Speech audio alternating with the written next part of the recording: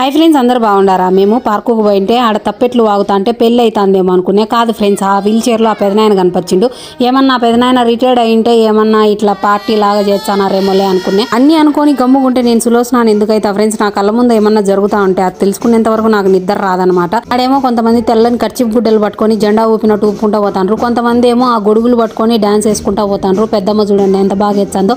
ఇది మొత్తానికి ఏం జరుగుతుందో తెలియాలని మా అయ్యప్పని పంపించిన. ఆ పెద్దమ్మని అడిగి రాపో చెప్తుంది ఏమి అనేసి. ఆ పెద్దమ్మ ఏం చెప్పిందంటే ఆ వీల్ చైర్ లో కూర్చుండే ఆ పెదనాయన వాళ్ళ భార్య స్వర్గస్థురాలైందంట. ఆ స్వర్గస్థురాలైన ఆ పెద్దమ్మకు గుర్తుగా వీళ్ళిట సెలబ్రేషన్స్ చేస్తారంట.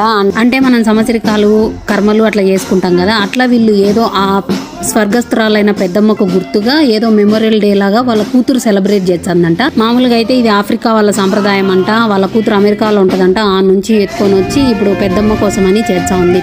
అట్లా ఒక కొత్త సంప్రదాయం గురించి ఈ రోజు తెలిసింది. నేను ఒకదాన్నే తెలుసుకుంటే ఏం బాగుంటుంది, మీకు కూడా తెలుస్తుందిలేని ఈ వీడియో పెడతాను. సర్లేని ఫ్రెండ్స్, ఉంటాం వల్ల బై.